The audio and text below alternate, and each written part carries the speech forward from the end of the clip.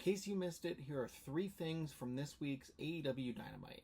First, Kenny Omega made his long-awaited in-ring return after 13 months away in an opening match against Brian Cage. And it was a really good match, but I think people were probably anticipating it would be great, given how good the Kenny Omega-Gabe Kidd match was a few weeks ago, and how much Brian Cage was talking up this being a dream match for him. It kind of just felt more like a tune-up for Kenny Omega, like a reintroduction almost of him in-ring for the wider AEW audience. But hopefully this is not the only time we see the two of them, because they worked really well together. Second, Samoa Joe made his return after months away filming Season 2 of Twisted Metal to help Hook at the hands of a beatdown of Christian Cage, Nick Wayne, and Kip Sabian. He made his return, and it's really good to see him back. He's someone who I think this roster has missed a lot because he works in just about any place you want to use him.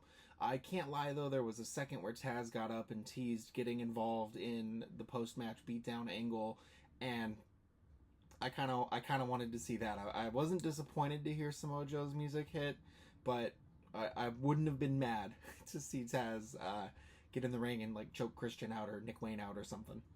And third, the AEW Women's Division had its first ever Casino Gauntlet match tonight to determine who would be the number 1 contender for Mariah May's AEW Women's title at AEW Grand Slam in Australia. And should come as no surprise, Toni Storm won that, so it'll be Mariah May and Toni Storm for the women's title in Australia, which is, of course, Toni Storm's home country.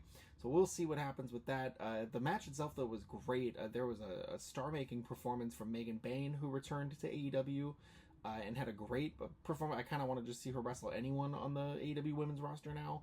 But it was a huge success, and I hope they start doing things like this more, because it feels like there's a lot of talent and depth to the AEW women's roster that just doesn't get used as often. So let me know what you thought of this week's show and what your favorite part was.